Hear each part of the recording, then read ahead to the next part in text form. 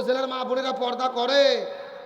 বগুড়া জেলার মা বোনদের ধরন বলিতে লাগে শরম সকালবেলা, আর সকালবেলা বরকা পরে বিকেলবেলা ওড়না নাই দাদা ভাই, ডিজিটাল দেশ বুঝি এটাই। কথা কর না গা। সকালে এমন ভাবে বরকা পরে সেনার কোনো বুদ্ধি, আর বিকেলে বরকা তো দূরের কথা, শরীরে ওড়না পর্যন্ত থাকে না। আর ওড়না যদি আমার দিকে তাকান তাকান, এরকম হাতে তোড়নানে শুধু এরকম পেঁচায় একেবারে পেঁচে পেঁচে দড়ির মতো সেকন করে গলার মধ্যে দিয়ে পেছন দিক দিয়ে ফেলে দেয়। আছে না নাই?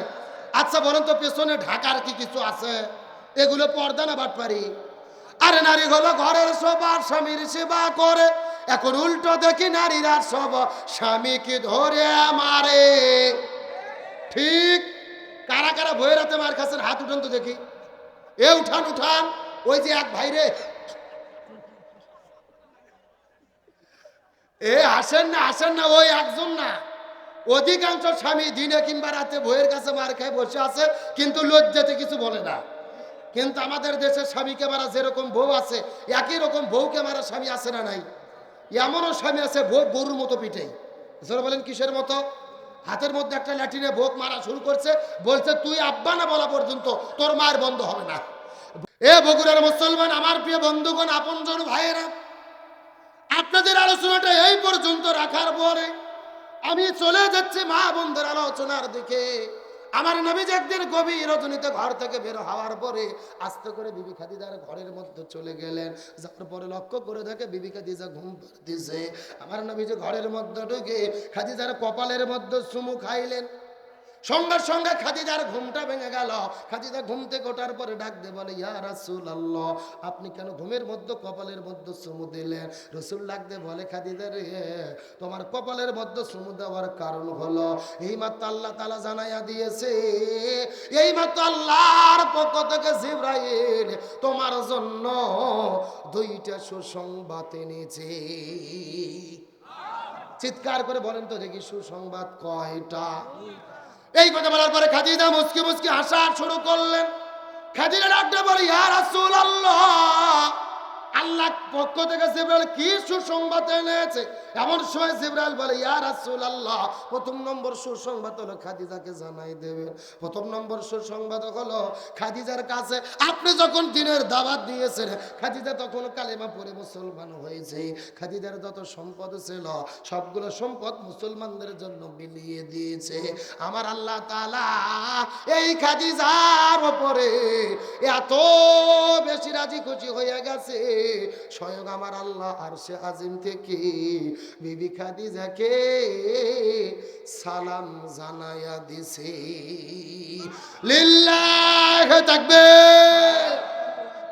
এই পৃথিবীতে একজন মহিলাকে আল্লাহ সরাসরি সালাম দিয়েছে।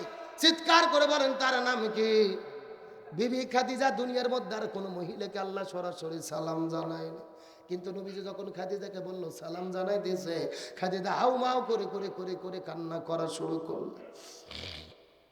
রাসূল ডাকতে বলে, খাদিজা তুমি কেন কান্না করা শুরু করলে? খাদিজা ডাকতে বলে, ইয়া রাসূলুল্লাহ, আল্লাহ আমাকে সরাসরি সালাম দিয়েছে। আল্লাহর সালামের জবাবটা কেমনে দেওয়া লাগে আমার তো জানা নাই।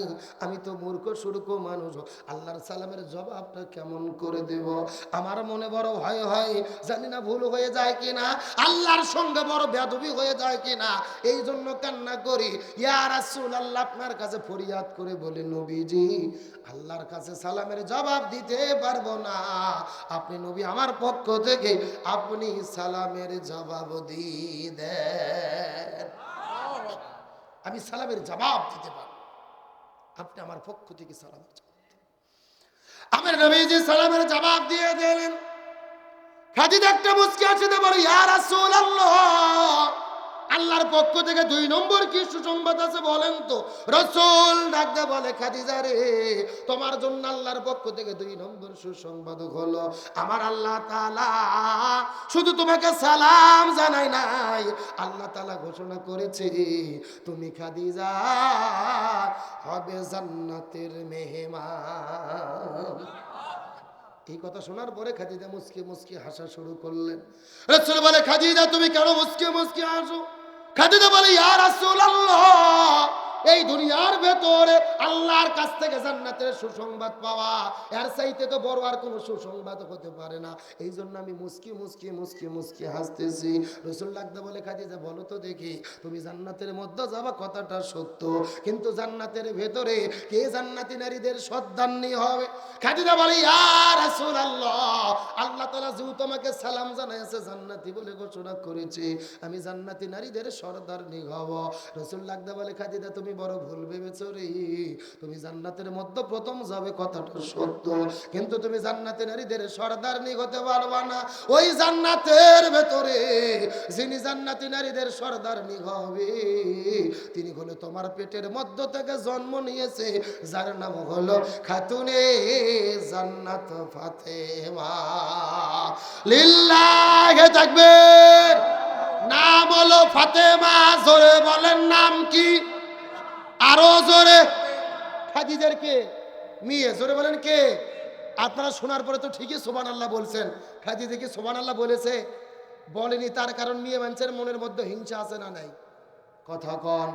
আরে বেটার বউ চাই না শাশুড়ি আমার উপরে থাকুক, কথা কন। আবার শাশুড়িও চাই না বেটার বউ আমার উপরে উঠুক। তার মানে বোঝা গেল মহিলাদের মধ্যে হিংসা আছে না নাই?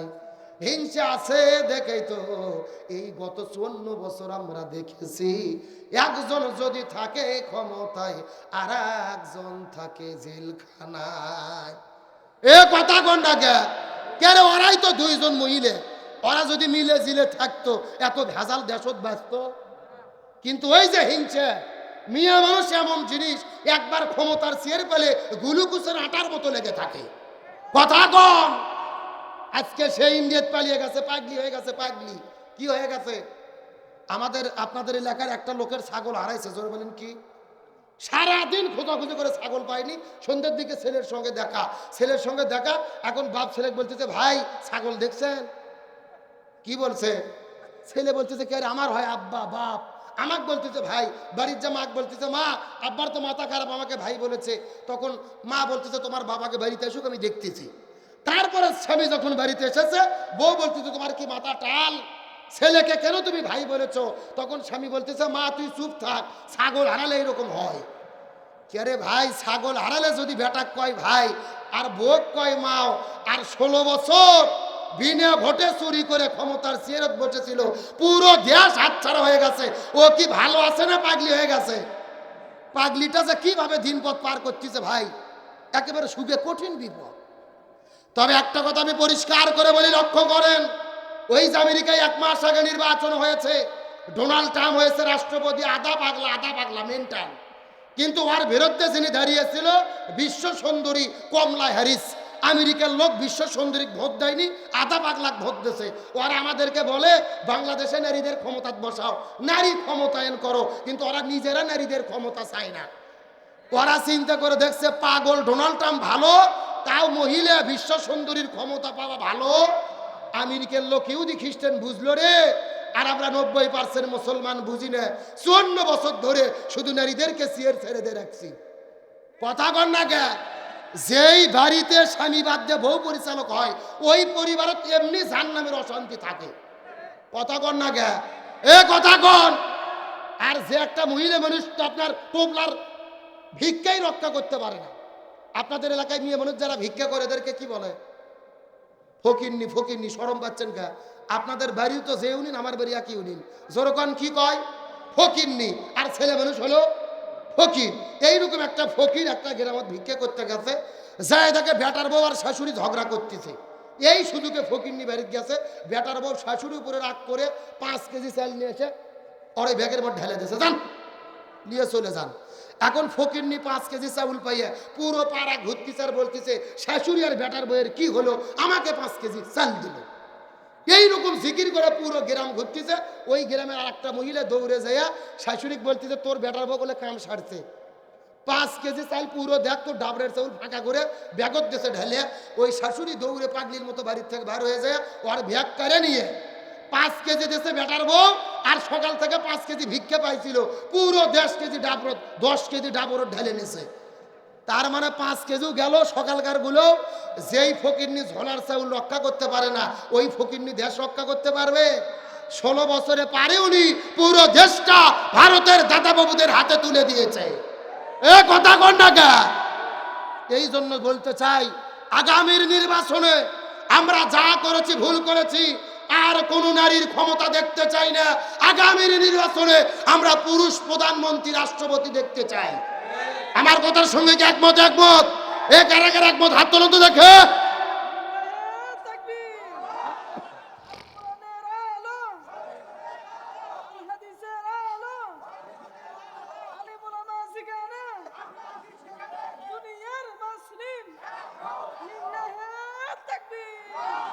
আল্লাহ কবুল করুক, বলেন আমিন। আমার কথা ক্লিয়ার। আমি বিএনপিও বুঝি না, জামাতও বুঝি না, হেফাজতও বুঝি না। দল যেটাই হোক, প্রধানমন্ত্রী যেন পুরুষ হয়, রাষ্ট্রপতি যেন পুরুষ হয়। মহিলাদের অধীনে থেকে আমাদের জীবনকাল শেষ করতে চাই না। তাহলে মহিলাদের মধ্যে হিংসা আছে না নাই? তাহলে আপনারা খুশি ফাতেমা জান্নাতি নারীদের সর্দারনি? কে খুশি না? মাও খাদিজা। ওয়াজ কি বুঝতেছেন? ওয়াজ যেখানে যান লাইন মতো ফেরত আসা লাগবে। আমার বন্ধুগণ, মুসলমান ভাইরা, গভীর মনোযোগ। খাদিজার মনটা বড় খারাপ হয়ে গেল। রাসূল ডাকতে বলে, খাদিজা তোমার মনটা খারাপ করার কারণটা কি বলো তো দেখি। খাদিজা বলে, ইয়া রাসূলুল্লাহ, আমার পেটের মধ্যে থেকে জন্মগ্রহণ করেছে যেই মেয়েটা ফাতেমা, ও হবে জান্নাতি নারীদের সর্দারনি, আর আমি হব শুধুমাত্র জান্নাতি। এর পেছনে কারণটা কি আপনি দয়া করে বলেন তো দেখি।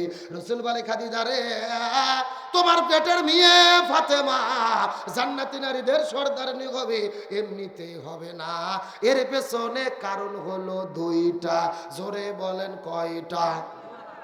আরো জোরে। জোর হলো না। খাদিজা মনটা খারাপ করার পরে বলে, ইয়া রাসূলুল্লাহ, কোন দুইটা কারণ আমার মেয়ে ফাতেমা জান্নাতি নারীদের সর্দারনি হবে, দয়া করে বলেন তো দেখি। রাসূল বলে, খাদিজা রে, আমি তোমার কাছে দুইটা প্রশ্ন করতে চাই। এই দুইটা প্রশ্নের যদি তুমি উত্তর দিতে পারো, তাহলে তোমার উত্তরটা তুমি পেয়ে যাবে। সুবহানাল্লাহ বলেন। খাদিজা ডাকদা বলে, ইয়া রাসূলুল্লাহ, আপনি আপনার প্রশ্ন করতে পারেন। রাসূল বলে, খাদিজা তোমার কাছে প্রথম নম্বর প্রশ্ন, ওরে খাদিজা তুমি সত্য করে বলো তো, তুমি কত বছর বয়সে ইসলাম ধর্ম গ্রহণ করেছো? প্রথম নম্বর প্রশ্ন ভালো করে মাথার মধ্যে ঢুকানোর চেষ্টা করেন। তুমি কত বছর বয়সে ইসলাম ধর্ম গ্রহণ করার চেষ্টা করেছো? খাদিজা বলে, ইয়া রাসূলুল্লাহ, আমার বয়স যখন ছিল 40 বছর, আপনার বয়স তখন ছিল 25 বছর। আপনি 25 বছরে 40 বছরের খাদিজাকে বিবাহ করেছিলেন। তার মানে বোঝা গেল রাসূলের চেয়ে খাদিজা কয় বছরের বড়? আমার কথা কি বুঝতেছেন? একটু ভালো করে মাথা ঢুকান। রাসূলের চাইতে খাদিজা কয় বছরের বড়? খাদিজা বলে, ইয়া রাসূলুল্লাহ, 40 বছর বয়সে আমাকে বিবাহ করলেন। আপনার বয়স তখন ছিল 25 বছর। 25 বছরে বিয়ে করার পরে আপনার বয়স বাড়তে বাড়তে বাড়তে বাড়তে যখন 40 হয়ে গেল, ওই মক্কার গাড়ি হীরার ভেতরে আপনি গবেষণা করতে করতে আল্লাহ যখন কোরআন আপনার উপরে নাজিল করলো, তখন আপনি আমাকে দ্বীনের দাওয়াত দিলেন। আমি কালেমা পড়ে মুসলমান হলাম। 25 বছর থেকে শুরু করে বাড়তে বাড়তে বাড়তে বাড়তে যখন 40 হয়ে গেল, তখন আমি আপনার কাছে কালেমা পড়ে মুসলমান হলাম। এখন আপনাদের জিজ্ঞাসা করি, বলেন তো, রাসূলের বয়স যখন 25 থেকে বাড়তে বাড়তে 40 হলো, তখন খাদিজার বয়সটা 40 থেকে বাড়তে বাড়তে কত হলো? কত? মাশাআল্লাহ, আপনারা তো গণিতে খুবই পাকা। কে রে, গরম পানি কার দেবা না? আমি তো চা চাইনি, গরম পানি বিনা টাকার। আমার যে বন্ধুগণ, মুসলমান ভাইরা, গভীর মনোযোগ। খাদিজা ডাকতে বলে, ইয়া রাসূলুল্লাহ, আমি 55 বছর বয়সে ইসলাম ধর্ম গ্রহণ করেছি। রাসূল ডাকতে বলে, খাদিজা মনের মধ্যে কষ্ট নেবা না। এইবার তুমি বলো তো, তুমি 55 বছর বয়সে ইসলাম ধর্ম গ্রহণ করেছো, কিন্তু তুমি সত্য করে বলো তো, তুমি ইসলাম ধর্ম গ্রহণ করার আগে তুমি কি ছিলে? সুবহানাল্লাহ। ইসলাম ধর্মগ্রহণ আগে তুমি কি ছিলে বলো তো? খাদিজা অজর নই না কান্না শুরু করলেন। রসুল এটা আপনি কেমন কথা বললেন? 55 বছর বয়সের আগে তো আমি কুপুরি আলোতে জীবন যাপন করেছি, আমি তখন ঈমান গ্রহণ করি নাই। রসুল লাগদা বলে, খাদিজা তুমি 55 বছর বয়স পর্যন্ত ঈমান গ্রহণ করনি, তুমি ছিলে বেঈমান। কিন্তু তোমার পেটের মেয়ে ফাতেমা কত বছর পর্যন্ত বেঈমান হয়েছিল, কত বছর ঈমান হারা ছিল। খাদিজা বলে, ইয়া রাসূলুল্লাহ, জান্নাতি জান্নাতি, আমার মেয়ে ফাতেমা হলো জান্নাতি। আমার মেয়ে ফাতেমা আমার পেটের মধ্য থেকে জান্নাতি হইয়া জন্মগ্রহণ করেছে। লিল্লাহি তাকবীর।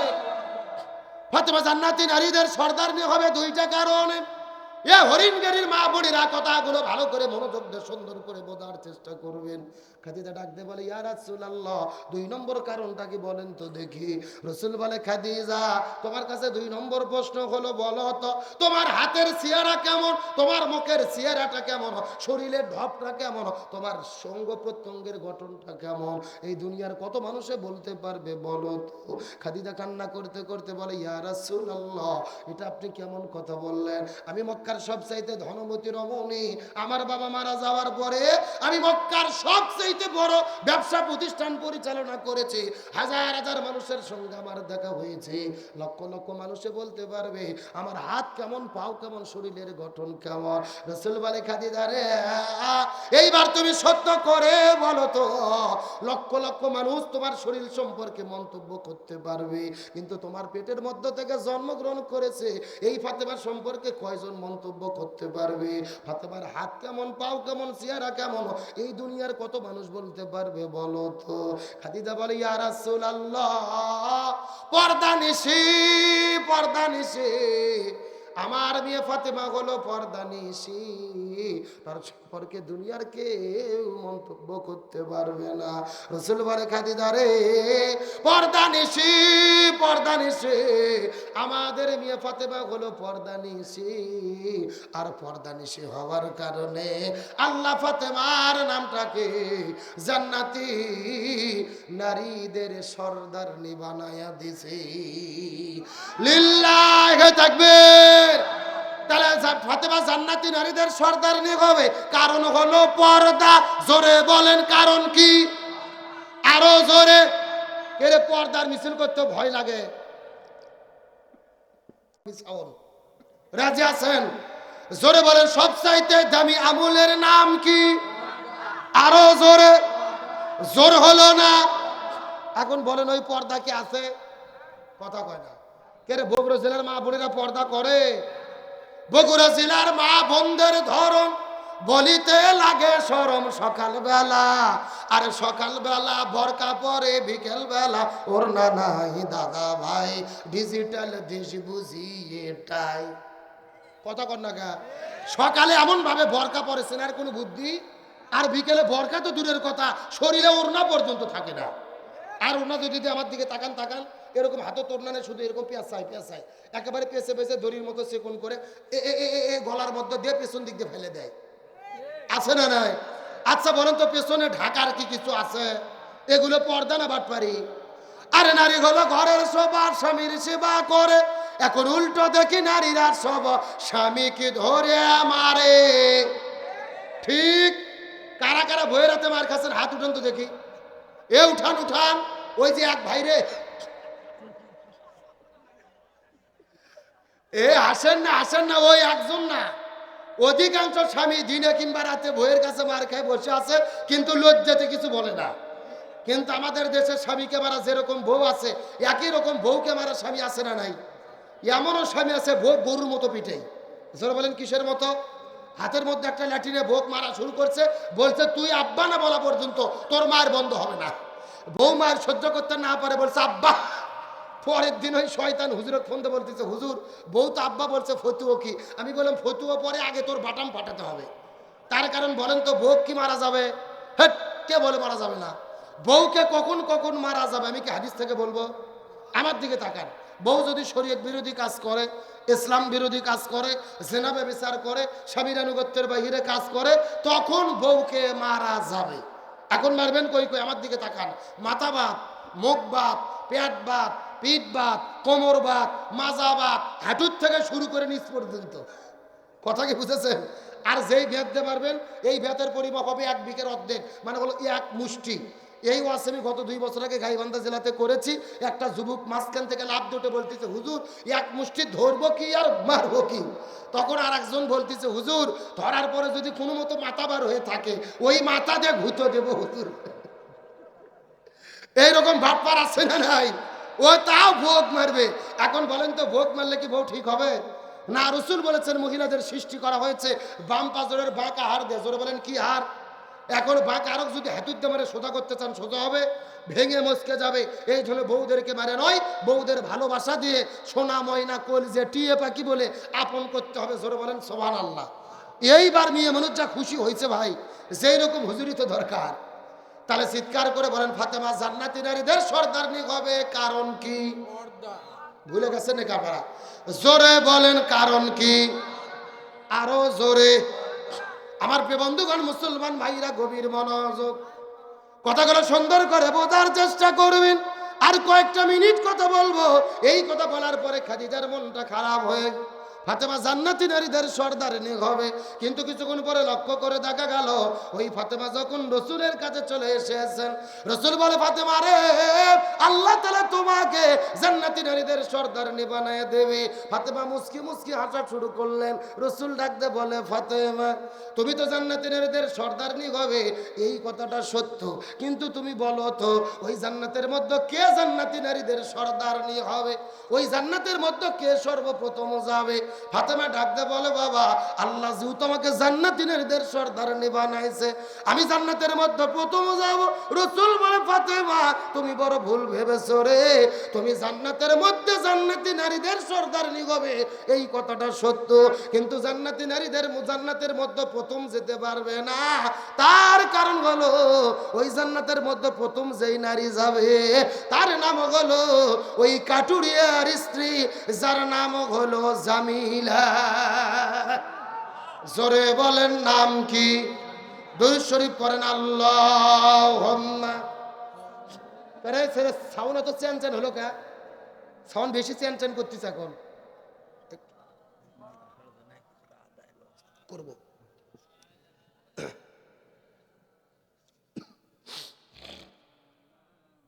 আল্লাহ কবুল করুক, বলেন আমিন। চিৎকার করে বলে, জান্নাতে প্রথম যিনি যাবে কে? জামিলা। কিন্তু জান্নাতের নারীদের সর্দারনি কে? ফাতেমা। এই কথা শোনার পরে ফাতেমার মনটা খারাপ হয়ে গেল। বাবা, আপনি এটা কেমন কথা বললেন? আমি হলাম জান্নাতি নারীদের সর্দারনি, অথচ আমার আগে জামিলা কেন জান্নাতের মধ্যে ঢুকবে?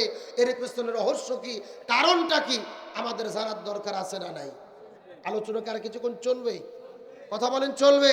এই যে দাঁড়িয়ে আছে না কারা, ছেলে বসো দেখি। হ্যাঁ জি, আলোচনা চলছে চলছে। তাহলে বলেন, জান্নাতি নারীদের সর্দারনি হবে, আর জান্নাতের মধ্যে প্রথম যাবে, তার নাম কি? জামিলা। জোরে বলেন নাম কি? আরো জোরে। এ বগুড়ার মুসলমান গভীর মনোযোগ লক্ষ্য করেন। আর কয়েকটা মিনিট আপনাদের মধ্যে কথা বলার পর আপনাদের মধ্য থেকে বিদায় নিয়ে চলে যাওয়ার চেষ্টা করব। এ হরিণগাড়ি এলাকার মা বোনেরা গভীর মনোযোগ দিয়ে বোঝার চেষ্টা করবেন। ফাতেমা জান্নাতি নারীদের সর্দারনি হবে, কিন্তু জামিলা কেন সর্বপ্রথম জান্নাতে যাবে? এই ঘোষণা শোনার পরে ফাতেমার মনটা খারাপ হলো। রসুল ডাকতে বলে, জামিলা তুমি যদি জানতে চাও, ফাতেমা তুমি যদি জানতে চাও ওই জামিলা কেন সর্বপ্রথম জান্নাতে যাবে, উমুক জঙ্গলে উমুক পাহাড়ের পাদদেশে জামিলার বাড়ি, ওই জায়গার মধ্যে যাবার পরে তুমি তদন্ত করে দেখে আসো। এই কথা বলার পরে ফাতেমা পরের দিন সকালবেলা ঘর থেকে বের হওয়ার পরে আস্তে করে যাইতে যাইতে চলে গেলেন জামিলার ঘরের দরজায়। যাওয়ার পরে বাইর থেকে ডাকতে বলে, বোন আমার জামিলা, ঘরের দরজা খোলো। পেছন ভেতর থেকে ডাকতে বলে, কে ডাকে? ফাতেমা ডাকতে বলে, নবীর মেয়ে ফাতেমা। এই কথা শোনার পরে ভেতর থেকে জামিলা অজর নয়নে কান্না শুরু করলেন। ফাতেমা ডাকতে বলে, জামিলা তুমি কেন কান্না কর বলো তো? জামিলা ডাকতে বলে, বোন আমার ফাতেমা রে, আমার কান্না করার কারণ হলো, আমার জীবনের সবচাইতে বড় চাওয়া হলো, আমি নবীর মেয়ে ফাতেমাকে একটাবার সরাসরি দেখতে চাই। কাকে সরাসরি দেখতে চাই? ফাতেমাকে। সেই ফাতেমা এখন কোথায় বসে আছে? বাড়ির দরজায়। ফাতেমা ডাকতে বলে, এ খাদিজা। ফাতেমা ডাকতে বলে, এ জামিল, কান্না করার তো কোনোই দরকার নাই, ঘরের দরজা খুললেই তো তুমি আমাকে দেখতে পারবা, এমন করে কেন কান্না করো বলো তো দেখি। এমন সময় জামিলা ডাকতে বলে, বোন আমার ফাতেমা, ঘরের দরজা খুললেই দেখতে পারবো, কিন্তু ঘরের দরজা খোলার কোনো অনুমতি নাই। আমার স্বামী সারাদিন জঙ্গলে জঙ্গলে গাছ কাটে, বিকেলবেলা গাছ কাটার পরে ওই কাঠগুলো বাজারের মধ্যে বিক্রি করে, তারপরে বাজার করে ঘরের মধ্যে ফেরে। তার আগে আমি ঘরের দরজা খুলি না, আমি তোমার সঙ্গে দেখা করতে পারবো না। তার কারণ হলো আমি স্বামীর অনুমতি ব্যতীত কারু সঙ্গে দেখা করি না। স্বামীর অনুমতি ব্যতীত কারুর সঙ্গে দেখা করি। আমাদের বৌদির কি খবর? আমাদের বইয়ের কি খবর? দেখা করে কি করে না? কত শত হাজারের সাথে দেখা করে, তার কোনো ঠিক নেই। জোরে বলেন কথা ঠিক কিনা? আমার বন্ধুগণ, মুসলমান ভাইরা, গভীর মনোযোগ। ফাতেমা মনের মধ্যে বড় কষ্ট পেলেন।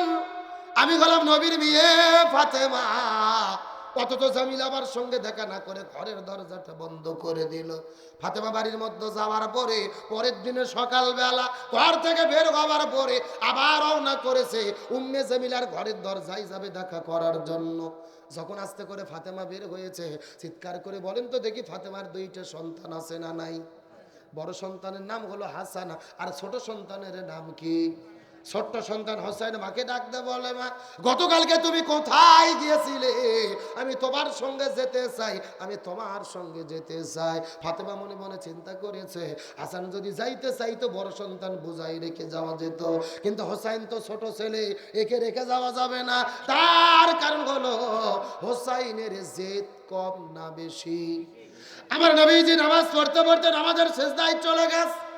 হোসাইন নবীজির পিঠের উপরে চড়ে মাথার মধ্য থেকে পাগড়ি খোলার পরে নবীজির মুখের মধ্যে ঢুকে দেওয়ার পরে ওই মাথার পাগড়িটা লাগাম বানায় পিঠের উপরে চড়ে চিৎকার করে বলে, চল ঘোড়া চল, চল চল ঘোড়া চল, চল চল চল। নবীজি মনে মনে চিন্তা করেছে, আমি তো নামাজ পড়তে পড়তে নামাজের সেজদায় চলে গেছি, আল্লাহ বড় রাগ করবে, নারাজ হয়ে যাবে। এই চিন্তা করে হাতটা বের করে ওই পিঠের উপর থেকে হোসেনকে যখন নামাতে চায়, আল্লাহ তাআলা ডাকতে বলে, ইয়া রাসূলুল্লাহ, আপনি হোসেনকে পিঠ থেকে নামাবেন না। তার কারণ হলো আপনি নবী যেমন হোসেনকে ভালোবাসেন, আমি আল্লাহ তেমন ভালোবাসি। লিল্লাহি তাকবীর। এই জন্য ফাতেমা মনে মনে চিন্তা করেছে, হাসান যদি যাইতে চাইতো বোঝাই রেখে যাওয়া যেত, হোসেনকে রেখে যাওয়া যাবে না।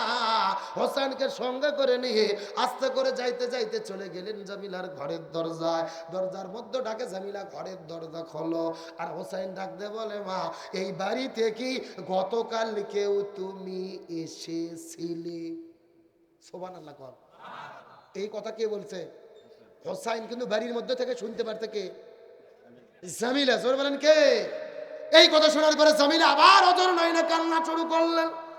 ফাতেমা ডাকতে বলে, জামিলা রে, গতকালকে আমার সঙ্গে দেখা করনি, আজকে আবার তোমার কাছে আসলাম, তুমি স্বামীর থেকে অনুমতি নেওয়ার পরে দেখা করবে, এই সত্যি আমার কাছে তোমার কাছে ফিরে আসলাম, অথচ তুমি আবার আজকে কেন কান্না করো বলো তো দেখি।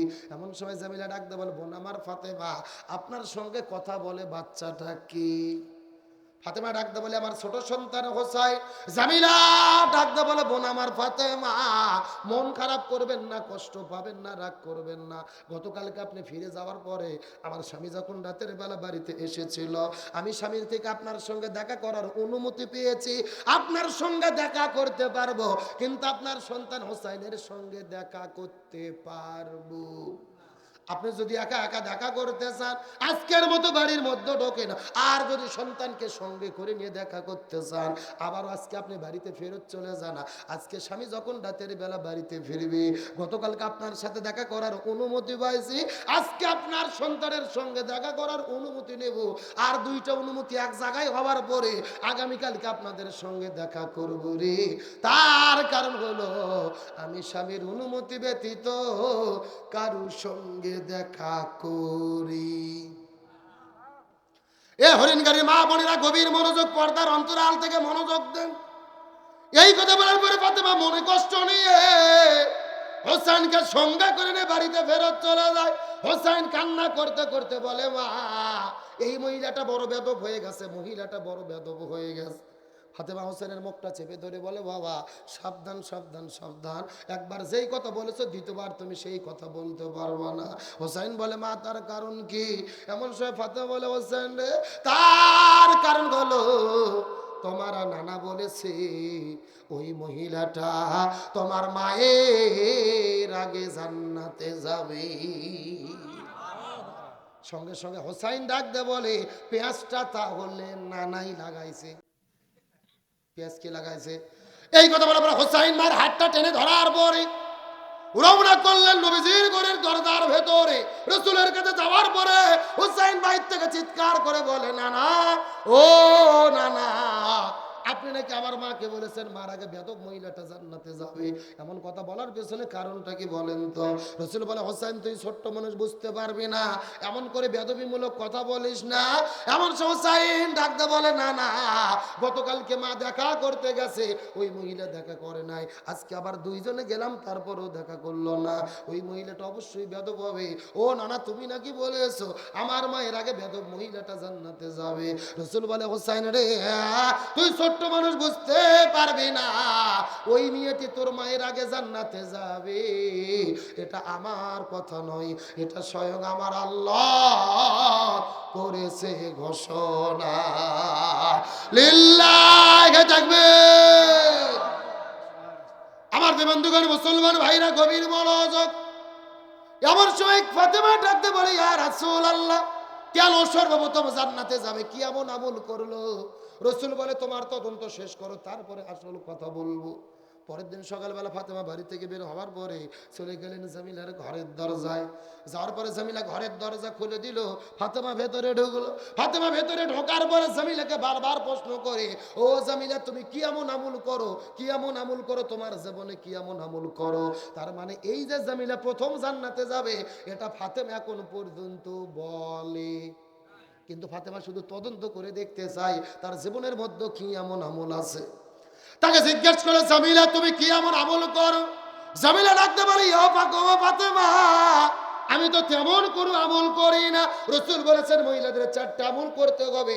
1 নম্বর নামাজ, 2 নম্বর রোজা, 3 নম্বর স্বামীর খেদমত, 4 নম্বর পর্দা।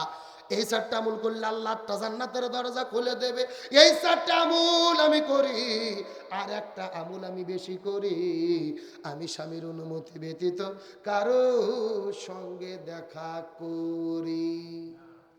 ফাতেমা মনে মনে চিন্তা করলেন, জামিলাও যে আমলগুলো করে আমিও তো সেই আমলগুলো করি, অথচ উনি কেন আগে জান্নাতে যাবে, আমি কেন পরে জান্নাতে যাব?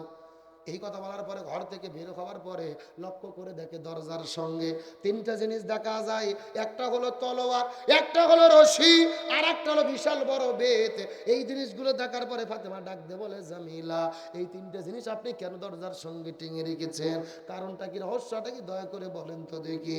এমন সময় জামিলা বলে, বোন আমার ফাতেমা, এই 3টে জিনিস এই জায়গার মধ্যে লাগে রাখার কারণ হলো, আমি আমার স্বামীকে বলেছি, ওগো প্রাণের স্বামী, সারাদিন আপনি জঙ্গলে জঙ্গলে কাঠ কাটার পরে বাড়ির মধ্যে ফেরার পরে আমার কোনো কাজের দ্বারা যদি আপনি মনের মধ্যে কষ্ট পান, আপনার জন্য রসাটা রেডি করে রেখেছি, ওই রসাটি আমাকে গাছের সঙ্গে বেঁধে ফেলবেন। আপনার জন্য বেডটা রেডি করে রেখেছে, ওই বাটটাতে আমাকে আঘাত করবেন। আর একটা তলোয়ার রেডি করে রেখেছে, প্রয়োজনে তলোয়ার দিয়ে আঘাত করতে করতে করতে করতে এই জমিনের মধ্যে থেকে আমাকে বিদায় করে দেবেন। স্বামীর আঘাত খেয়ে খেয়ে জমিন থেকে বিদায় নিয়ে চলে যেতে চাই, কিন্তু স্বামীর অসন্তুষ্ট নিয়ে এই দুনিয়ার মধ্যে এক মুহূর্ত জীবন যাপন করতে চাই না। লিল্লাহি তাকবীর। এইরকম বউ কি এখন পাওয়া যাবে? তলোয়ার আর চাকুতে দূরের কথা, খাটের নিচে একটা লাঠি তুলি বউ বাপের বাড়ি যাবি, বলবে তোমার জামাইয়ের কিন্তু লক্ষণ ভালো না। কথা কন এ মুসলমান ভাইরা, গভীর মনোযোগ, সময় কম, লক্ষ্য করুন। ফাতেমা তদন্ত করার পরে রাসূলের কাছে চলে গেলেন। রাসূলের কাছে যাওয়ার পরে জিজ্ঞাসা করে বল, ইয়া রাসূলুল্লাহ, আমি জামিলার বাড়িতে গিয়েছি, তদন্ত করেছি, কিন্তু আমার আগে জামিলা কেন জান্নাতে যাবে? তদন্ত করে খুঁজে পাওয়া গেল রসুল ডাকতে বলে বোন আমার জামি, রসুল ডাকতে বলে ফাতেমা মা আমার ফাতেমা, তোমার আগে জামিলা কেন প্রথম জান্নাতে যাবে? এটা যদি জানতে চাও 5 মিনিটের আলোচনা শোনা লাগবে। জোরে বলেন কয় মিনিট? ফাতেমা শুনতে চায়, আপনারা শুনতে চান কি চান না? এ হরিণগাড়ি মুসলমান গভীর মনোযোগ, বগুড়ার প্রিয় বন্ধুরা, জামিলা ডাকতে বলে ইয়া রাসূলুল্লাহ, ফাতেমা ডাকতে বলে ইয়া রাসূলুল্লাহ, বাবা আপনি দয়া করে বলেন তো জামিলা আমার আগে কেন জান্নাতে যাবে, আপনার কাছে জানতে চাই। এমন সময় রাসূল ডাকতে বলে ফাতেমা আজ থেকে 6 মাস আগে আমি 3 দিন ধরে না খেয়ে থাকার পরে তোমার বাড়িতে গিয়েছিলাম, পেটের মধ্যে পাথর বেঁধে, তোমার কি মনে পড়ে? ফাতেমা ডাকতে বলে হ্যাঁ বাবা আমার মনে পড়ে। রাসূল ডাকতে বলে ফাতেমা তখন তুমি কি করেছিলে বলো তো দেখ। ফাতেমা ডাকতে বলে ইয়া রাসূলুল্লাহ, আপনি তো 3 দিন ধরে না খেয়ে থাকার পরে আমার বাড়ির মধ্যে যখন গিয়েছিলেন, আমার বাড়ির মধ্যে খাবার দেওয়ার মতো তখন কোনো খাবার ছিল না। আপনিও 3 দিন ধরে না খাওয়া, আমার বাড়িতেও 3 দিন ধরে খাবার নাই। আমার স্বামী আলী, আমার ছোট্ট সন্তান হাসান হুসাইন, এদের মুখের মধ্যে পেটের মধ্যে কোনো খাবার দিতে পারে নাই। কিন্তু আপনি নবী না খেয়ে পেটের মধ্যে পাথর বেঁধে আমার ঘরের মধ্যে যখন গিয়েছিলেন, আমার মনের মধ্যে বড় কষ্ট লেগেছিল। আমার বাবা হলো রহমাতুল লিল আলামিন, 3 দিন ধরে না খেয়ে থাকার পরে আমার বাড়ির মধ্যে এসেছে, আমি কেমন করে বাবাকে না খেয়ে ফেরত দিই? সেই সময় আপনি আব্বা, ও বাবা আপনি আমাকে বিয়ের সময় একটা লাল চাদর দিয়েছিলেন। জোরে বলেন কি চাদর? ও বাবা আপনি আমাকে একটা বিয়ের সময় লাল চাদর দিয়েছিলেন, ওই লাল চাদরটা আমার স্বামী আলীর কাছে দিয়ে বললাম এই চাদরটা বিক্রি করার পরে যতটা টাকা হয় তত টাকা দিয়ে খাবার নিয়ে এসো, আমাদের খাবার দরকার নাই, বাবার মুখে খাবার তুলে দিতে চাই। এই কথা বলার পরে আলী ওই লাল চাদরটা নিয়ে বাজারের মধ্যে চলে গেলেন। যাওয়ার সঙ্গে সঙ্গে একটা লোক আসার পরে ডাক দিয়ে বলে আলী আমি তোমার কাছে চাদর ক্রয় করতে চাই, তোমার কাছে চাদর ক্রয় করতে। আলী ডাকতে বলে চাদরটা কয় টাকা দেবে? সঙ্গে সঙ্গে লোকটা ডাকতে বলে 6 টাকা। জোরে বলেন কয় টাকা? হযরত আলী 6 টাকাতে সুন্দর করে চাদরটা বিক্রি করে ওই 6টা টাকা নিয়ে যখন দোকানে যাবে খাবার কেনার জন্য, পিছন দিক থেকে একটা ফকির আসার পরে চিৎকার করে ডাকতে বলে আলী রে আমার বাড়িতে 7 দিন ধরে না খাওয়া, আমার বাড়িতে 7 দিন ধরে না খাওয়া, দয়া করে কিছু খাবার দাও, না হলে টাকা দাও। আলী মনে মনে চিন্তা করে আমার বাড়িতে 3 দিন ধরে না খাওয়া, তাই আমার পরিবারের মধ্যে যত কষ্ট, আর ফকিরের বাড়িতে গুলো 7 দিন ধরে খাবার নাই। আল্লাহর কোরআন বলো আম্মা সাইলা ফালা তানগারা, খবরদার খবরদার ফকিরকে ধমক দিও না। আল্লাহর কোরআন তার সামনে দাঁড়াই বলে আলী রে এই দুনিয়ার জমিনে 1 টাকা যদি কেউ দান করে, ওই 1 টাকার বিনিময়ে আল্লাহ কমপক্ষে 10 টাকা দিয়ে দেয়। 1 টাকা দান করলে কয় টাকা পাওয়া যায়? এ বগুড়ার মুসলমান ভাইরা গভীর মনোযোগ, এই চিন্তা করে আলী ফকিরকে 6 টাকা দান করে দিল। 6 টাকা দান করে খালি হাতে বাড়ির দিকে ফেরে। এমন সময় একটা লোক চলে আসলেন তার কাছে, একটা ঘোড়া নিয়ে আসার পরে ডাক দিয়ে বলে আলী রে এই ঘোড়াটা আমি তোমার কাছে বিক্রি করতে চাই। আলী বলে পথিক আমি ঘোড়া কেমন করে ক্রয় করব, আমি তো ফকির, আমার হাতের মধ্যে কোনো টাকা নাই। লোকটা ডাক দিয়ে বলে আলী রে এই ঘোড়াটা তোমার কাছে বাকিতে বিক্রি করতে চাই, তুমি বাকিতে ক্রয় করে বাজারে নিয়ে যেয়ে নগদে বিক্রি করবা। এলাকার বাজার ঘাট আমি চিনি না, আমি নতুন মানুষ, তোমার কাছে বাকিতে বিক্রি করব, তুমি বাকিতে ক্রয় করে নিয়ে যাবা বাজারে, যাওয়ার পরে নগদে বিক্রি করে আমার টাকা আমাকে দিয়ে তুমি লাভের টাকা নিয়ে বাড়িতে চলে যাবা। ব্যবসার পদ্ধতি ভালো না খারাপ? এই আমাদের এলাকায় এরকম কিছু গরুর দালাল আছে না নাই? বাড়ি বাড়ি যায় গরু কেনে, 500-1000 টাকা হাতের মধ্যে দিয়ে গরু খুলে নিয়ে যায়, উমরপুরের হাটত বিক্রি করে আসার পরে গরুওয়ালার টাকা গরু দেয় আর লাভের টাকা নিয়ে বাড়ি যায়। বোঝা যায় আমার কথা কি বোঝা যায়? এইরকম লোকটা ডাকতে বলে তোমার 1 টাকাও দেওয়ার দরকার নাই, তুমি এটা বাকিতে ক্রয় করে নগদে, তুমি বাকিতে ক্রয় করে নগদে বিক্রি করে আমার টাকা আমাকে দিয়ে লাভের টাকা নিয়ে যাওয়া। তখন ডাকতে বলে কত টাকা দিয়ে বিক্রি করবে? না লোকটা ডাকতে বলে 100 টাকা। মুখস্থ করেন, জোরে বলেন কয় টাকা? হযরত আলী 100 টাকা দিয়ে উটটা ক্রয় করে বাজারে চলে গেল। আল্লাহর কি লীলা খেলা! আলী লক্ষ্য করে দেখে যেই রকম একটা লোক তার কাছে আপনার ওই যে ঘোড়া বিক্রি করেছিল, ওই রকম একটা লোকই বাজারের মধ্যে দাঁড়িয়ে আছে। ওই লোকের কাছে যাওয়ার পরে লক্ষ্য করে দেখে ওই লোকটা লোকটা দৌড়ে এসে ডাকতে বলে, আলী তুমি কি ঘোড়া বিক্রি করবে? আলী বলে, হ্যাঁ করব। ওই লোকটা বলে, তুমি যদি উটটা আমার কাছে বিক্রি করতে চাও, আমি তোমার উটটা 160 টাকা দিয়ে ক্রয় করতে চাই। হযরত আলী 160 টাকা দিয়ে ঘোড়াটা বিক্রি করে দিলেন। যেই মানুষের কাছ থেকে ঘোড়াটা ক্রয় করেছিল ওই মানুষের কাছে 100 টাকা ফেরত দিলেন। আলীর কাছে তখন থাকে কয় টাকা? এখন চিৎকার করে বলেন তো, আলী দান করেছিল কয় টাকা? আরো জোরে বলেন। 6 টাকা দান করে হযরত আলী পেয়ে গেল কয় টাকা? আল্লাহর কোরআন বলেছে, এই দুনিয়ার জীবনে 1 টাকা যদি কেউ দান করে, আমি আশার কমপক্ষে 10 গুণ বৃদ্ধি করে দেই। আর আলীর জীবনে আল্লাহ পরিপূর্ণতা ঘটনা ঘটায়া দিয়েছে। লিল্লাহি তাকবীর। এ বগুড়ার মুসলমান ভাইরা গভীর মনোযোগ। হযরত আলী 60 টাকা লাভ করার পরে বাজারের মধ্যে যাওয়ার পরে 2 বস্তা খাবার কিনেছে। জোরে বলেন কয় বস্তা? ওই 2 বস্তা খাবার কাঁধের উপরে, 2 কাঁধের উপরে নেওয়ার পরে বাড়ির দিকে ফেরত চলে যায়। আস্তে করে যাওয়ার পরে ঘরের দরজায় ডাক দিয়েছে। ফাতেমা ঘরের দরজা খুলে দিল। ফাতেমা ডাকতে বলে, প্রাণের স্বামী, আমি তোমাকে যে চাদর বিক্রি করতে দিয়েছি, এই চাদর সর্বোচ্চ 5 থেকে 10 টাকা হবে। আর 10 টাকা দিয়ে তো 2 বস্তা খাবার পাওয়া যাবে না। তুমি 2 বস্তা খাবার কোথায় পাইলে? 1 নম্বর নাকি 2 নম্বর, হালাল পদ্ধতি নাকি হারাম পদ্ধতি, এটা হিসাব না দেওয়া পর্যন্ত আমি ফাতেমা তোমার খাবার ঘরে তুলব না। লিল্লাহি তাকবীর। ফাতেমা কি বলছে আপনাকে বুঝতে পারছেন? তোমাকে যে চাদর বিক্রি করতে দিছি ওটা সর্বোচ্চ 5 থেকে 10 টাকা হবে। 10 টাকা দিয়ে 2 বস্তা খাবার পাওয়া যাবে। তুমি এই খাবার কোথায় পাইলে? 1 নম্বর পদ্ধতি হালাল নাকি হারাম, কেমনে পাইলা হিসাব দাও, না হলে খাবার বাড়িতে তুলবো। এইরকম বউ কি আমাদের এলাকাতে আছে? আরে ভাই, 3 দিন না, 1 বেলা যদি খাবার না পাই, আমাদের বউ আমাদেরকে বলবে, তুমি প্রয়োজনে চুরি করো, আমি তাও খাবার চাই। আর জোরে বলেন। এই জন্য হরিণকারী মা বোনদেরকে বলবো, হে মা বোনেরা গভীর মনোযোগ। স্বামীকে ভালো রাখার জন্য কিন্তু স্ত্রীকে সাহায্য করতে হবে। কথা কন। অধিকাংশ স্বামীরা অন্যায় পথে উপার্জন করে শুধুমাত্র তার বউদের কারণে। সারাদিন শুধু বলে, পাশের বাড়ির ভাবি 3000 টাকার শাড়ি নিল, আমার তুমি 500 টাকারও দিলে না। কথা কন না গা। প্রত্যেকটা বইয়ের গল্প খালি পাশের বাড়ির ভাবি, আর বড় বোন এ করছে, ছোট বোন এটা করছে, আমার যাও এ করলো।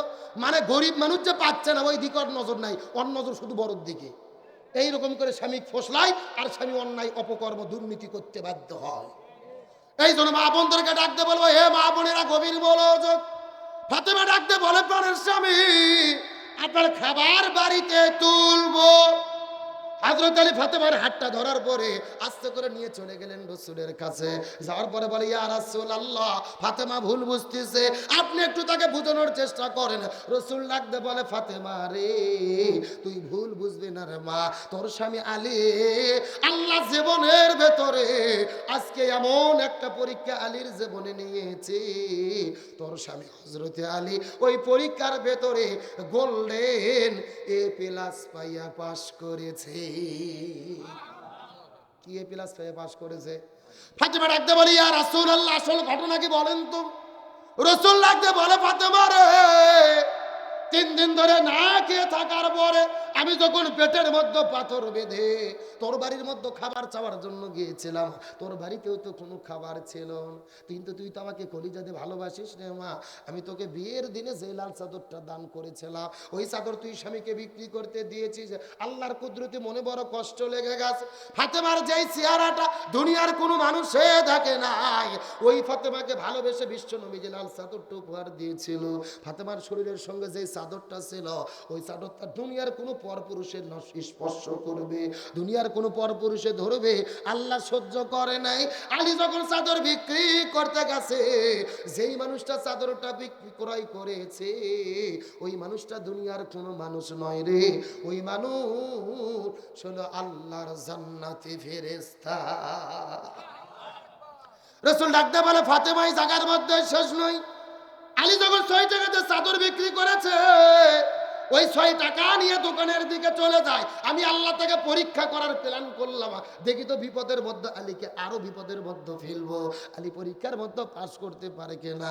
আলীর কাছে ফকিরি বেশে যেই লোকটা ভিক্ষা চাইতে গিয়েছিল ওই লোকটা দুনিয়ার কোনো ফকির নয়, ওই লোকটা হলো আল্লাহর ফেরেশতা।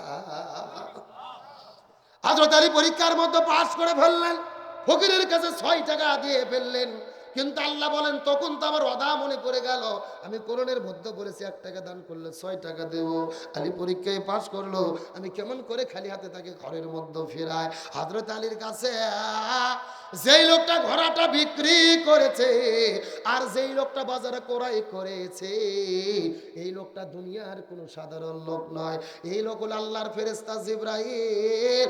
আর যেই ঘোড়াটা বিক্রি করেছিল ওই ঘোড়াটা যেন তেন কোনো ঘোড়া নয়, ওই ঘোড়া হলো জান্নাতের মেহমান। লিল্লাহি তাকবীর। ফাতেমা ডাকতে বলে, বাবা বুঝতে পেরেছি ঘোড়ার গল্প, কিন্তু জামিলা কেন প্রথম জান্নাতে যাবে তাই কোন? সুবহানাল্লাহ কোন। রাসূল ডাকতে বলে, ফাতেমা রে, জামিলা তোর আগে কেন জান্নাতে যাবে জানতে চাইলে 2 মিনিট সময় লাগবে। জোরে বলেন কয় মিনিট? ফাতেমা ডাকতে বলে, ধৈর্য কুলাই না, আপনি একটু দ্রুত গতিতে আমাকে বলে দেন। এই কথা বলার পরে নবীজি বলে, ফাতেমা গভীর মনোযোগ, ওই হাসরের ময়দানে আল্লাহ তাআলা ডাকতে বলবেন জান্নাতীরাও চলে যাও, জাহান্নামীরাও চলে যাও। কিন্তু ফাতেমা জান্নাতি নারীদের সরদারনি, ওই ফাতেমাকে প্রথমে জান্নাতের মধ্যে ঢোকানো হবে। ফেরেশতারা বলবে, আল্লাহ ফাতেমাকে কেমন করে জান্নাতে ঢোকাবো? আল্লাহ বলবে, ওগো ফেরেশতারা, আমি যেই ঘোড়াটা দুনিয়ার মধ্যে ক্রয় বিক্রয় করেছিল আলী, ওই ঘোড়াটা জান্নাতের মধ্যে থেকে বের করে আনো, এই ঘোড়ার পিঠে ফাতেমাকে চড়ে দাও। সুবহানাল্লাহ কোন। ফাতেমাকে ঘোড়ার পিঠে চড়ে দেওয়ার পরে ওই ঘোড়াকে বলা হবে, ঘোড়ারে তুই জান্নাতের দিকে চলে যা। কিন্তু ঘোড়াটা জান্নাতের দিকে যেতে চাবে না। ফেরেশতারা ডাক দিয়ে বলবেন, আল্লাহ ঘোড়া তো যায় না, করব কি? আল্লাহ বলে, ফেরেশতা ঘোড়াটা এমনি যাবে, কি লাগাতে হবে? সঙ্গে সঙ্গে ফেরেশতারা বলবে, কেমনে লাগাম লাগাবো, কি লাগাম লাগাবো, কি দিয়ে লাগাম লাগাবো? আল্লাহ ডাক দিয়ে বলবে, ও ফেরেশতারা, ফাতেমা যেই লাল চাদরটা বিক্রি করেছিল আমি ফেরেশতার দ্বারা ক্রয় করে ওই লাল চাদরটা জান্নাতের মধ্যে রেখেছি। ওই লাল চাদরটা আনার পরে ঘোড়ার গলায় লাগাম বানায়া দি। ফেরেশতারা জান্নাতের মধ্যে চলে যাবে, লাল চাদর আনার পরে ঘোড়ার গলার লাগাম লাগানো হবে। ঘোড়াকে বলা হবে জান্নাতের মধ্যে চলে যা, তারপরেও জান্নাতের মধ্যে যাবে না। ফেরেশতারা ডাক দিয়ে বলবেন, আল্লাহ ঘোড়াটা একা একা জান্নাতের মধ্যে যায় না। আল্লাহ বলবে, ফেরেশতা ঘোড়া এমনি জান্নাতে যাবেন, একজনকে লাগাম ধরে নিয়ে যেতে হবে। ফেরেশতারা প্রতিযোগিতা শুরু করবে, আমি লাগাম ধরবো, আর একজন বলবে আমি লাগাম ধরবো। আল্লাহ ডাক দিয়ে বলবে, ফেরেশতারা রে, তোরা লাগাম ধরার তোদের কোনো যোগ্যতা নাই, তোরা লাগাম ধরতে পারবি না। তোরা খোঁজ করে দেখো তো ওই কাটুরিয়ার বিবি জামিলা কোথায়, ওই জামিলাকে ধরে এনে ঘোড়ার লাগামটা ধরায়া দি। লিল্লাহি তাকবীর।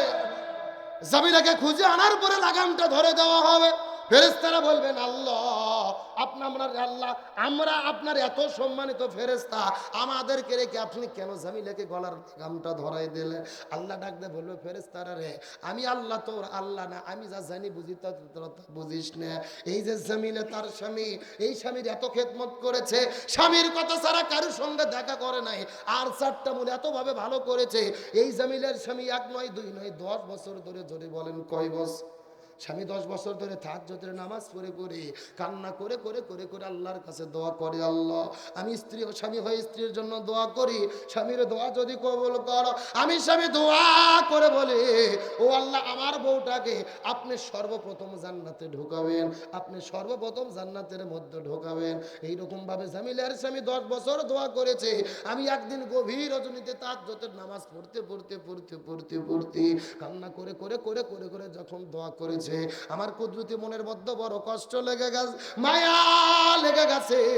আমি তার স্বামীর দোয়া কবুল করেছি, কিন্তু তার দোয়াটা কবুল করার পরে আমি প্ল্যান করলাম ফাতেমা জান্নাতি নারীদের সর্দার নেই, সে থাকবে, সে যাবে পরে জান্নাতে। অথচ এই মেয়ে জামিলা কেন প্রথম জান্নাতে যাবে, কেমনে যাবে, কিভাবে যাবে? আমি পরিকল্পনা করেছি ওই জামিলা ঘোড়ার লাগাম ধরে হেঁটে হেঁটে হেঁটে হেঁটে হেঁটে হেঁটে যাবে, আর ফাতেমা ঘোড়ার পিঠে চড়ে চড়ে চড়ে চড়ে চড়ে চড়ে চড়ে চড়ে জান্নাতের দিকে চলে যাবে। আস্তে আস্তে সামনে দিক থেকে জামিলা লাগাম ধরে ধরে হেঁটে হেঁটে হেঁটে হেঁটে জান্নাতের দিকে যাবে, আর উটের পিঠে চড়ে ফাতেমা জান্নাতের দিকে যেতে থাকবে। এখান থেকে বোঝা গেল কার সম্মান বেশি। বুঝা কথা কন? এ যেই লোক রিক্সা চালায় তার সম্মান বেশি না যে বসে থাকে? আরো জোরে বলেন। তার মানে জামিলা হেঁটে হেঁটে সর্বপ্রথম যাচ্ছে, কথাটা সত্য, কিন্তু জামিলার সম্মান বেশি না। জামিলা হলো লাগামওয়ালা, আর প্রধান অতিথি হলো ফাতেমা। ঘোড়ার পিঠে চড়ে চড়ে চড়ে চড়ে প্রধান মেয়ে মানুষ হিসেবে জান্নাতে ঢুকবি, কিন্তু সামনে যখন জামিলা লাগাম ধরে ধরে ধরে ধরে যাবে, চতুর্দিক থেকে হাজার হাজার ফেরেশতারা তাকবীর দেবে, আর জামিলা লাগাম ধরে ধরে সামনে যেতে যেতে যেতে যেতে ওই জামিলার পা সর্বপ্রথম জান্নাতে যাবে। লিল্লাহি তাকবীর। আজকের আলোচনার শিক্ষা হলো ফাতেমা জান্নাতি নারীদের সর্দারনি হলো পর্দা করার কারণে, আর জামিলা সর্বপ্রথম জান্নাতে গেল স্বামীর খেদমত করার কারণে। এই জন্য নবী বলে মহিলাদের 4টা আমল: 1 নম্বর নামাজ, 2 নম্বর রোজা, 3 নম্বর স্বামীর খেদমত, 4 নম্বর পর্দা। এই 4টা আমল যদি কোনো মহিলা করতে পারে, আল্লাহটা জান্নাতের দরজা খুলে দেবে।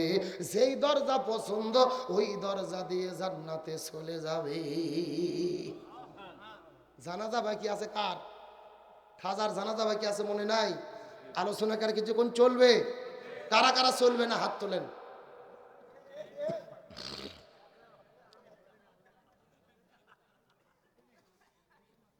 কি গরম, আনো 2 মিনিট গরম থাকে না। ওখানে গরম করা জগ নাই, এ বুঝতে পারেনি নাকি? সত্য সত্য কারা কারা চলবে হাত তোলেন তো দেখি। লিল্লাহি তাকবীর। নাই সাউন্ড আগের মতো নাই, হাত নামান। আপনাদের হরিণগাড়ি কাজলগড়ি এলাকাত কি ফুটবল খেলা হয় না? এক পাশে যারা বিয়ে করতে তার, আর এক পাশে যারা বিয়ে করেনি তার, এরকম খেলা হয় না? এখন একটা তাকবীর দেবো, প্রথমে তাকবীর দেবে যারা বিয়ে করেনি তারা, তারপরে তাকবীর দেবে যারা বিয়ে করেছে তারা। দেখি কাদের সাউন্ড বেশি দেখার দরকার আছে না নাই? প্রথমে হাত উঠে অবিবাহিত কারা কারা দেখি, যারা যারা বিয়ে করনি। হ্যাঁ, লিল্লাহি তাকবীর। হাত নামাও। এখন যারা যারা বিয়ে করছেন, বাবা যারা মুরব্বীরা, হুজুর যারা যারা বিয়ে করেছেন, একটু সবাই হাত তোলেন। জি, লিল্লাহি তাকবীর। কি ভাই সাউন্ড কাটটা বেশি? আপনারা বিয়ে করছেন এই জন্য বলতেছেন নাকি?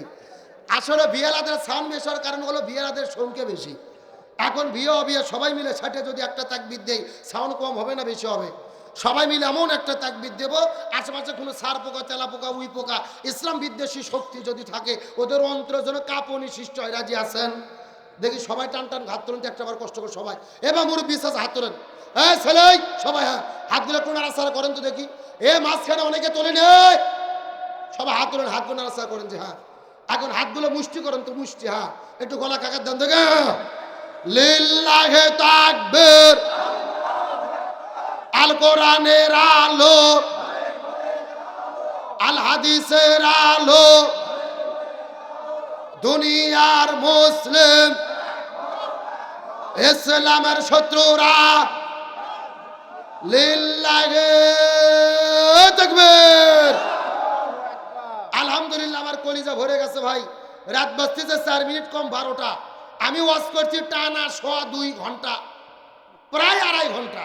আর আপনাদের চোখের দিকে চাই মনে হচ্ছে সন্ধ্যা 7টা বাজে। কথা কন না গা?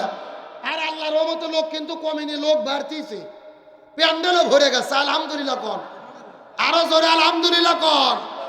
আলোচনা চলছে, তাহলে খাজার জানাজা না হওয়া পর্যন্ত আমরা যাব। এখন বলেন দেখি আজকের মাহফিল হয়তো আপনারা খুশি না বেজার? কারা কারা বেজার হাত তোলেন তো। কেউ বেজার নাই। সত্য সত্য কারা কারা খুশি হাত তোলেন, একটা বার উঠে না, চিৎকার করে বলেন ইয়া রাব্বাল আলামিন। আজকের মাহফিলকে আপনি কবুল করে নেন। এই মাহফিলের ওসিলা করে আমাদের সবাইকে মাফ করে দেন। এই মাহফিলে আমাদের সমর্থ মতো দান করার তৌফিক দেন। সকলে বলেন আমিন। হাতগুলো মুষ্টি করেন, মুষ্টি। হ্যাঁ, এখন আস্তে আস্তে নামায় আন।